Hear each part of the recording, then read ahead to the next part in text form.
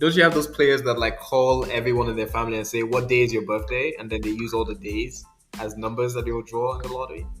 Have you not had that ever Yeah. happen to you? I'm pretty sure my parents have like consulted like a religious pundit for like the best times to buy a lottery. Oh my gosh! Well, there we go. They don't mess around when it comes to that, man. My mom told Yeah. me I couldn't wear certain colors on certain days of the week because of what a pundit in Nepal said. And so to spite her, I've worn those very colors on those very days of the week. Wow.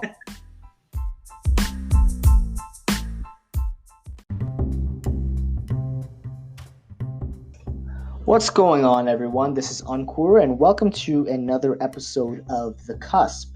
So, today we're actually talking about the lottery. We're talking about how we feel about the lottery, whether or not our families participated in the lottery growing up, whether or not we think that the lottery is kind of like a tax on poor people. We talk about like who we think participates in the lottery, and even like if someone wins the lottery, do you think that that would actually make them happy? So we have a really interesting discussion about the lottery, and from there we also have a segment, people who need Jesus. We're bringing that back for this episode, and so we talk about people who have done ludicrous, unethical, or just downright ridiculous things, highlight them, and talk about why they need Jesus.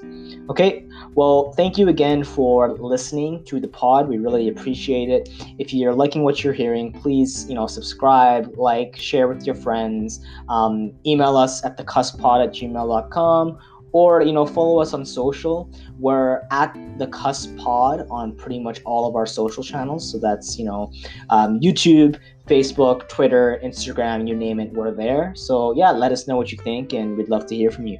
Okay, thank you so much for listening, and let's get right to the episode now. More Money, More Problems by The Cusp.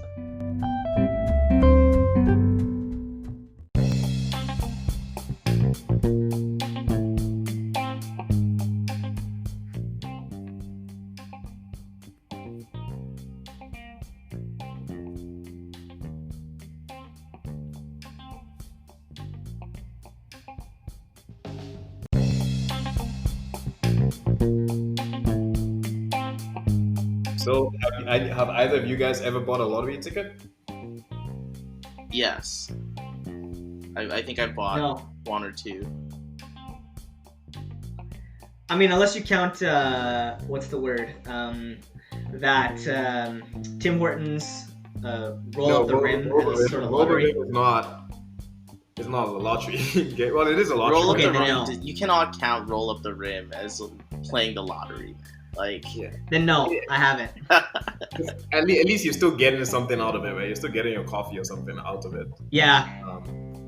But no, we're talking like real on gambling kind of lottery, like, but not even. oh, I've gambling. Like going to your 7-Eleven and buying a lottery ticket for the Mega Millions, that kind of lottery. Okay, so I think that's like a good scope, because I was gonna say, like, I've been to a casino. I've definitely irrationally lost money. Although my net positive over life is like I've taken more from the house so far. So What's your net? What's your net? at least $20. At least Oh my $20. Yeah. But I feel like that already, like, I've outdone millionaire gamblers, right? So I might as well call it right now. I have a better percentage. But Okay, so in so turn, have you bought? Yeah, have you bought a ticket? I've bought a ticket. I've definitely bought a ticket. I haven't, like, I don't think I'm ever gonna be one of those everyday buyers, which I'd love to talk about. But it's worth it. Like, it's almost worth it once in a while, like once a year or something, just to have it and be like, it's like escapism. You know what I mean? So okay, but if you were gonna take it seriously though, wouldn't you want to play the odds and buy like one every day? Increase your chances. Is that how that works? Does it actually? Like, I mean, or are you just bludgeoning money? that's the thing. Is it the tax on the poor people, as people say it is, or is it See, just a risk? I don't know. Like, I haven't seen a lot of lottery winners that were like, wow, I bought one every day and it finally paid off. Like, seems like a lot of them just like bought one on a certain day and it just worked out. But I feel like those are just the ones that make the headlines, though. Like, there's some lotteries that are not just there's not just the one like jackpot Mega Million winner. There's also like many other smaller winners as well, and I'm sure some of those people have been buying multiple tickets, right? And I don't think That's everyone that has fair. bought I the mean, lottery, I don't think it was truly their first ever ticket. Maybe it was their first ticket in a while.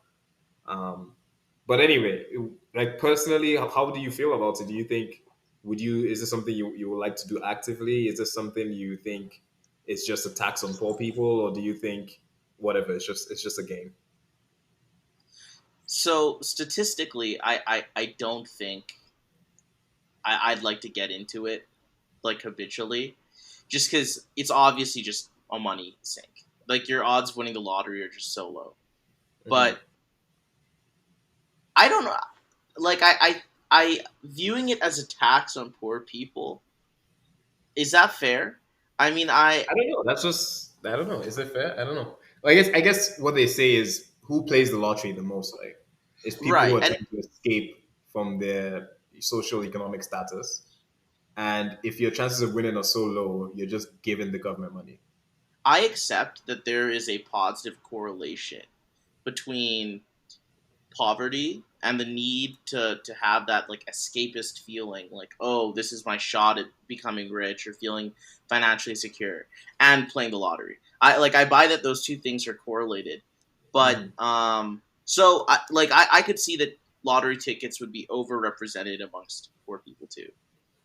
But at the same time, someone wins, and the money is going to like social programs and like funding government programs. So I think that depends on the lottery. I don't know if all of them have a charitable cause Yeah. per se. is that right? Well, that's in Canada. I don't know about other places. If they're just for profit lotteries, that I think is a little more questionable. Mhm. Anka, do you have any? Do you play? Do you have family members that play? Yeah, I mean, I have some strong thoughts about this. So first question, would I get involved with the lottery? Answer is no. I just statistically, like, I just think the odds are really poor, and I just don't want to waste money there. So that's my own perspective on it. In terms of do I have family members that play? Yeah, I've seen a lot of my family members growing up like participate in the lottery. Like, there's actually been like coalitions among family members to like game the system, and like discussions of what the money would entail and how the money would be split up, and like Excel Right. spreadsheets. You know what I mean? Wow. And like, to me, a lot of it, like, whenever there was something that was kind of unachievable, or whenever there was a discussion about hardships, that discussion would then be followed up with, oh, but don't worry, if we won the lottery, everything would be good. It kind of reminded me of, like, just because I just watched Parasite, it kind of reminded me of the feeling that the what was it, the Kims wanted by living in the Park household, that aspiration. The lottery almost gives people that, in my mind, a false sense of aspiration, and I think it appeals to a lot of people who don't believe, because of systemic barriers or because of their current situation, that they're going to be able to achieve material wealth on their own, right? And I think because I still have that belief, perhaps that's naive, that I'm like, no, I don't need the lottery to do this, I can do it myself. So maybe that's my perspective. The last thing I'll say is, I think if you play the lottery because it's fun to you and because you find it enjoyable, I don't think there's any harm in that. But I do think it does disproportionately take wealth from the poor, and so the wealth, the poor tax thing, it doesn't come from nowhere. Like, there is a point there. So Okay. slightly controversial and maybe an unnuanced take, and I'd love to be corrected on this. But what is like? Is there a lot of breathing room in between something like the lottery and religion, right? Because in my perception, there isn't that much. So it's a habitual thing you do. There isn't a huge abundance of evidence that there's going to be a payoff after, and it's for the idea like that is somewhat grounded in escapism, that it'll work out, that there's going to be this payoff at the end of it, or at least there's a chance of this payoff, right? Hmm. So I feel like people buying lottery tickets are just making a leap of faith every time they're doing it. And I'm not going to hate on someone for doing that. Like that's kind of the way I'm looking at it. But I'm sure there's disagreement here. I mean, yeah, there definitely is. There I'll obviously, say, obviously there isn't like a philosophical component to the lottery or like an Mhm. yeah. ethical or moral grounding. There's no sense of community around the lottery unless you're an Uncle's family with the Excel spreadsheet. No, there's also like people Religion. who don't you have those players that like call everyone in their family and say what day is your birthday, and then they use all the days as numbers that they will draw in the lottery. Have you not had that ever Yeah. happen to you? I'm pretty sure my parents have like consulted like a religious pundit for like the best times to buy a lottery. Oh my gosh! You know Well, what? there we go. They don't There we they go. don't they don't mess around when it comes to that, man. My mom told Yeah. me I couldn't wear certain colors on certain days of the week because of what a pundit in Nepal said. And so to Classic. spite her, I've worn those very colors on those very days of the week. Wow.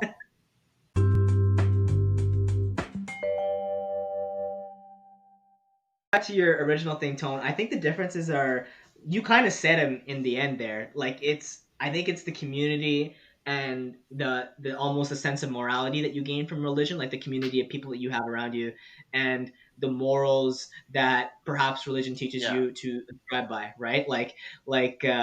If you have a whole bunch of people in your church group that are, consistently attending, are trying to live their lives by a certain sense of ideals, then there's also like a almost like a communal pressure, like, oh, maybe I should also adopt those ideals as well. Yeah, I guess what I mean is like I know very intelligent religious people that understand the scientific constraints of religion, but decide to believe in faith anyway. Is a lottery ticket any different? Like in terms of that leap of faith. Like I understand the No. statistics. No, I don't think it's different in terms of the leap of faith. I think it's different in terms of your reward at the end. I That's think totally fair. religious That's people, totally it's fair. not a material award they're looking for, right? It's something like non-material in the afterlife, some sort of peace of mind, peace in your heart, kind of thing. I think Hmm. the motive there is probably the significant difference. And I suppose you're already kind of getting consideration for the time you're spending going to a religious service, right? Because you're getting that community, you're getting that kind of Yeah, guidance. Like I completely understand that. But so do you think that the lottery is the result, like the widespread participation in lotteries is the result of just that escapist element, or do we think there's something else? Because we're all people that don't play the lottery, right? So I feel like there might be another motivation there. Because I feel like, and we can talk about you like talking about the lottery's kind of attacks on poverty. Like obviously, it's disproportionately going to be funded by people who already don't have money. Like Jeff Bezos has no incentive to buy a lottery ticket. Um, so how do you think that kind of is impacted by your position in life already? Well, I think it's like kind of what I said earlier. I feel like the lottery is disproportionately bought by individuals who don't believe that they can achieve material wealth from their own circumstances and see the lottery as almost like a sense, like a ticket to get there. Now, is that an indictment of themselves? I don't think that's entirely fair as well, because I think there's a lot of systemic barriers that might be stopping them from achieving material wealth from their own circumstances. But I think that's largely, from what I've seen, that's largely been the case, where it's like, I'm not going to ever get this rich by whatever I own or whatever I do, so I'm going to use the lottery as a way to get that. That's fair. That's fair. So, your question is, does it disproportionately affect people in the lower income class, right, Tony? Was that it? Yeah, I suppose it's more does class in general have a significant impact on an individual's decision to buy a lottery ticket, and to what degree? So does an upper middle class person, are they more disincentivized from buying a lottery ticket? And correspondingly, to like flip that, are habits like buying a lottery ticket more indicative of either wealth or lack thereof? Yeah, is wealth really the only driving factor of somebody who buys a ticket, or could it be some other personality traits, some other social implications? Like, why is it just because somebody wants to get, just because somebody comes from like a lower income background? Is that all the only reason they buy lottery tickets? Because I do think of people who like have a job, a 9 to 5, fairly stable job. They'll probably be considered middle class, but they want to buy that lottery so they can like have a Lambo and retire at 30 or something. Like that person Hmm. is not really, is wealth their major driving factor? Or is this something else? Is there? But like, why not invest in? I don't know. Like, why not invest in an index fund? Why not? Yeah, because Like, you have there's to other wait. You means have to of be, acquiring. no, that's a good point, Anka. But things you have to wait. You Assuming have to be people can patient. buy index funds, right? Yeah, Like, yeah, I yeah. No, think I'm just saying if they have the money, that's just what I'm saying. Yeah. they want that So to instant answer payoff. that, Though. They want that instant payoff, and that one yeah. time like spike in your, like, you don't get that by buying index funds, right? You have to wait a bit. So I haven't read the stats on this, so this is purely conjecture slash opinion. But I think that two things that influence whether or not you buy lottery tickets. One, I think is age. Like I feel like the older you are, the less likely you might think that you're going to be able to achieve this on your own. So you turn to a lottery ticket as almost like a last resort, or you're like sick of working, so you turn to a lottery ticket as like a source of escape. I think the second thing is the household you grew up in. Like I feel like growing up in a household that was very much into the lottery, it could a maybe make you also very much into the lottery because you saw your parents doing it, you adopt that pattern, or b kind of like myself, turn you off from the lottery altogether, and you're just like, I don't want anything to do with this. I mean, we need to also accept that there is a personality aspect of this. Like, personally, when I get into a habit or I get into something, I get really into it. Sometimes to the detriment of like other habits I have, right? So with gambling, for instance, like when I've gone to a casino, I'll bet like $20, and then I'll walk out and I'll be like, that felt too good. I can't do this anymore.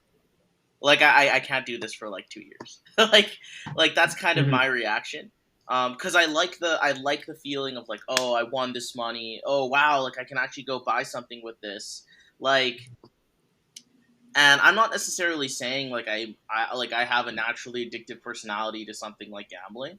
I just think like there are other aspects there, and like I suppose this kind of leads into another question of like, do we think what do we think is the difference between someone who ends up winning the lottery and people who are just rich and maybe have earned that or inherited that? Because there is a lot more mobility from lottery winners down to the other classes than your average rich person. They're much more likely to lose the money or give it away or spend it all.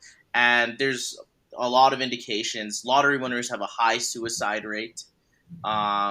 It doesn't necessarily need to lead to happiness. And from what I understand, there's a lot of studies out there that suggest over a certain amount of income, I think like 80 grand or something, you're not going to impact happiness with money too much. It's more or less just going to be other interpersonal aspects of your life, right? So, how do we think that impacts the lottery winners? That's a good point. Like I know that study you're referencing. They talked about peak happiness right before you win the lottery, and when you win the lottery, like, you get a peak of more happiness. But after like a year or Mm. two, it goes right back to the same level you were at before, if not less. So it's not a sustained period of happiness just because you won the lottery. And then on top of that, they often lose the money, like you said, because they were not prepared for that kind of financial windfall.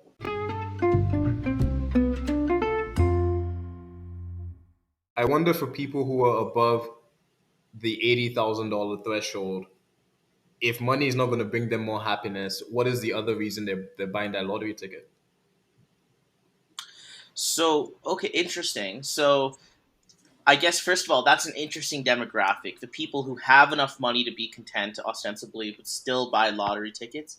That's a really unique thing. I was more thinking like the usual reasons kind of people give for lottery winners not being happy are all the classic like, oh, all your social connections trying to mooch off you. You know, the erosion of kind of some of your relationships. Um, a lot of them end up spending all the money, and then they're like, oh wow, I lost this amazing opportunity. Or a lot of them get into issues with taxes. So there's all these issues, but I don't necessarily think that those issues are going to be unique to lottery winners. They're unique to all rich people, and yet you see other rich people deal with the moochers, deal with kind of the issues with their interpersonal relationships. Us. Uh, I'm not saying this is all of them. I'm just saying, like, Yeah. what is the difference then? I think the difference is Mm, time. They acquired their yeah. wealth over a period of time, so they had the time to learn those lessons, learn how to deal with those relationships, learn how to manage living that different lifestyle. But when you go from like May 1st, you're earning less than $50,000, and then May 2nd, you're now a multi-millionaire. You can't learn all of those skills in 24 hours, right? So I think that's the major difference. It's just the time. There's also like an expectations thing. Like I've read a lot about people who have become wealthy, and then the people close to them, not even just their family but friends, like far family, like second third cousins, being expecting something because they know you, right? And so like one thing I've kept in the back of my mind is always like, yo, if one of my friends or cousins or whatever becomes rich, like don't expect anything. Like that's the worst thing you can do, you know what I mean? Like I don't ever want to be that person because I've read so much about that person. But do you not think it takes certain personality characteristics and maybe a certain social environment to facilitate building wealth naturally? And if you get wealth in the absence of those things, like I think a great example is, like, I think a lot of rich people probably have a family that's quite supportive and has that mindset, like, oh, I don't want to mooch off this person, I don't want to say they're a bad person for not buying me a Lamborghini, like all these things. But if you're a lottery winner, you don't have that social environment. You just have a lot of people that need money. You know, Yeah. like Mm-hmm. I would guess, like, well, we know a lot of these people, Mark Zuckerberg and Bill Gates and Jeff Bezos, they come from family backgrounds where all the people are above that $80,000 threshold. So they're not necessarily in dire straits or need that bailout. But if you're getting hit up by, like, your cousin, your first cousin, or a sibling you haven't talked to in a while, or something like that, and they're like, "This is a life or death situation. I need this to pay my healthcare bill, or my mortgage, or all Yeah. this stuff." Like,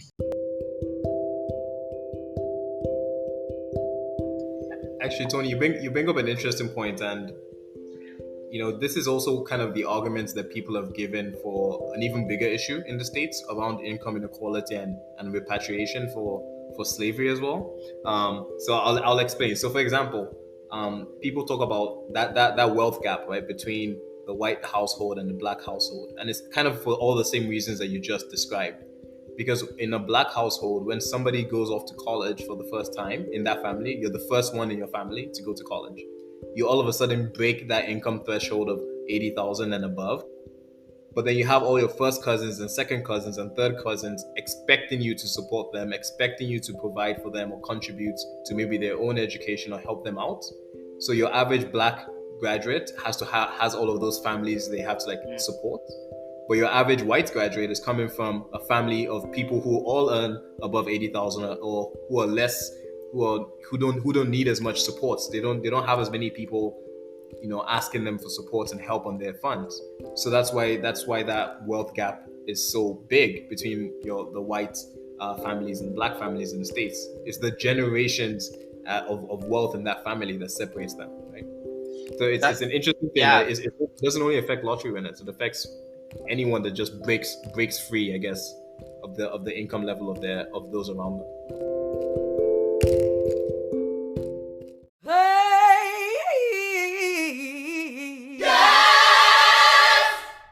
All right, all right, all right. Ladies and gentlemen, we're back with people who need Jesus. Who wants to get us started? All right, I'll get Who us wants to started. go first? Tom, you go first. You get us going. Sure. So people who need Jesus. This week has been a pretty pivotal week when it comes to racial relations in the world. And in Bristol, UK, protesters decided to take down the statue of an Edward Colton, I believe is his name, Edward Colston, and he was a slave owner who brought thousands of slaves to the UK and through the very river port in Bristol. And just last week, protesters actually took down his statue and threw it into the same lake where he brought in slaves. So it was pretty iconic moment.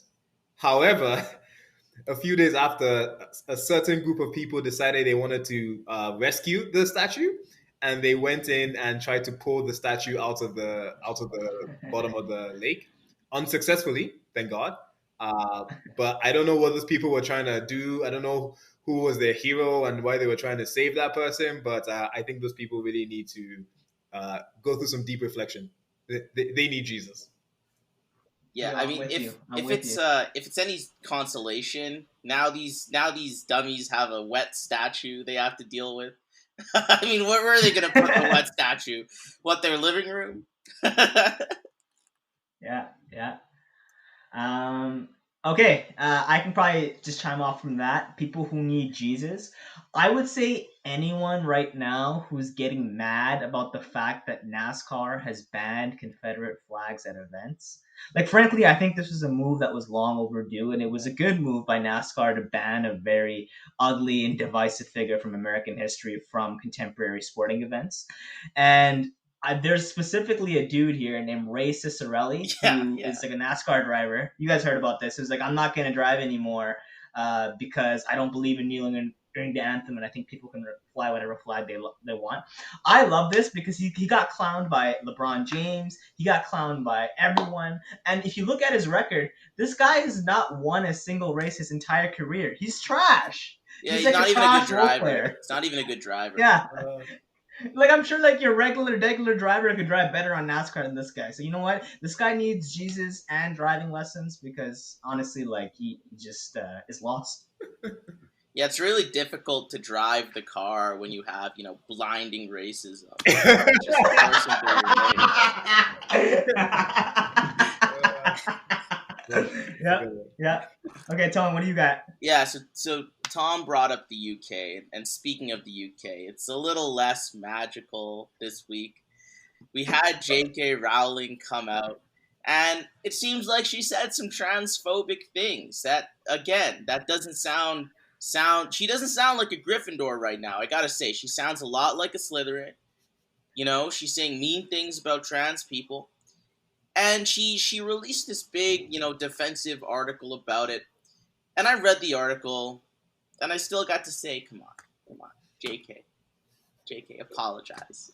You got to apologize. There's no spell that's gonna get you out of this. You just gotta apologize. You gotta own up to it. Yeah.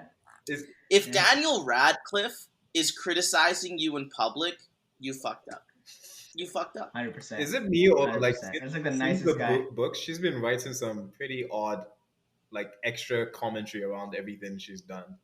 Like there was this whole thing about I think I forget the guy's name. I'm not a big Harry Potter person, but the wizard and how wizards like go to the toilet and stuff like that. Like she's just added more and Yeah. more weird takes on her books. See, Tom, what you gotta understand is it's really hard to copy edit when you have blinding transphobia just coursing through your body. It doesn't. Yeah. 100%. 100%. So, yeah, that's a big one. Another people that I think need Jesus. We just talked about this before the call. Actually, all those influencers in white influencers, I might add, in Europe and Asia, who are showing solidarity with the Black Lives Matter movement by wearing blackface. Like, this is the most tone deaf thing you could have done. Like, are you serious? And like, if you guys think we're kidding, or you guys think this is an Onion article, we're not. Look this up. Look up white Insta influencers sport blackface makeup in support of Black Lives Matter, and you'll see a bunch of these people, man. They need Jesus. Yeah, Yeah, I gotta chime in here. Sorry, real quick. Like, Jessica Mulrooney might win the Oscar here for like performative allyship. This influencer is gonna go after a black woman on Instagram and threaten her with a lawsuit, and then at the same time publicly apologize to her and say, "Yeah, I'm standing with her. I want her to talk about her experience." Jessica Mulrooney, you need to calm down. You need some Jesus. You need some Jesus, Jessica. It goes down Yeah, in the man. DMs, Tony. That's where people truly reflect themselves. Yeah, man. Honestly. It goes down in the DMs. It goes down in the DMs. Do we Okay, talk you guys have any about more? Starbucks and their reaction to employees? Yeah. Why don't you bring that one up? Yeah, so Starbucks is sent a memo out, an internal memo, telling employees not to spot any sort of clothing or articles that represent the Black Lives Matter movement. And this was really odd because the same employees are allowed to have, pride flags or other kinds of political statement articles, but for some reason, people buying coffee just can't stand, I guess, Black Lives Matter uh, memorabilia. So I think Starbucks and the CEO, they both need a little bit of Jesus in their lives right now. And he was running for president too, not too long ago. Let's not forget. Uh, Yeah. I'll also add two things onto this, Tom. One, so that they have reversed their stance and they'll now let their baristas wear Black Lives Matter apparel. But frankly, the fact that they had that stance in the first place is kind of problematic. And I'll say, like, this is especially true because of Starbucks history. Like, you guys remember in 2018 in Philadelphia when those two black men who were waiting for their meeting and they were just waiting before the other person got there yeah, to buy their coffee, when they got arrested in the Starbucks, and Starbucks was like, "Oh, we unequivocally apologize and condemn racism, and we're gonna Good have point. like racial awareness training," right? Good Like point. after Good that, point. they closed you know down how their stores too. performative you fucking They sound. closed down their stores for like hours in the day, like 2 hours in the day or so that everybody can go for that racial discrimination training. I don't think the CEO Yeah. attended. So after all of that, like also let's take away our social justice hat. Even if it was like a business perspective, like rednecks aren't buying Starbucks, man. It's like the liberals who are buying Starbucks anyways. So you're offending the very audience that needs to like buy your shit. You know what I mean? Like even from a business perspective, it's a dumb move. You're totally right. I mean, personally, I like buying coffee from people who aren't racist. And like a great way of finding out they're not Me racist too. is if they're wearing a Black Lives Matter t-shirt. So I'm going to second cup. Hopefully they're better about this. Yeah, hopefully. Okay, who else do we think needs Jesus? Okay, I gotta share this one. Okay, so I read this headline and I had to share it with you guys. Okay, this was the funniest headline I've ever read.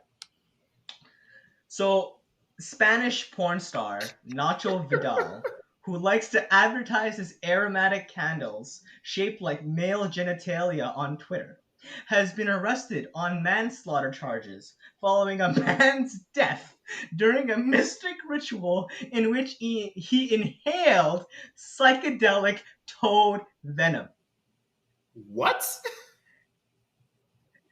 Yeah, I don't know why Every you part of brought that this headline guy gets up. better. I don't know why you brought this guy up. It sounds like he has Jesus in his life already. I mean, Like every part of that headline gets better. Like you start off strong with Spanish porn star Nacho Vidal, and you get everything from male genitalia, manslaughter, and a mystic ritual with psychedelic toad venom.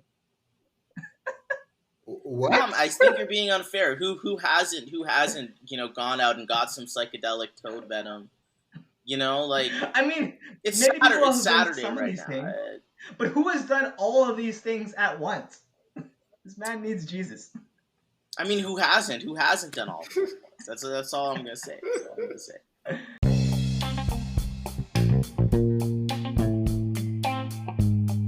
Alright, everyone, that's the end of today's episode. Thank you so much for listening. If you liked what you heard, please subscribe to us on your preferred podcast listening platform and follow us on social. We're on Facebook, Twitter, Instagram, and our handles are all at The Cusp Pod. That's no space, no caps, The Cusp Pod. You can also email us at thecusppod@gmail.com. And yeah, let us know what you thought about the episode. Let us know what you liked, what you disliked. And of course, if you're really vibing with this content, share it with your friends because we'd love to grow the podcast. All right, that's it. Thank you again. Bye-bye now.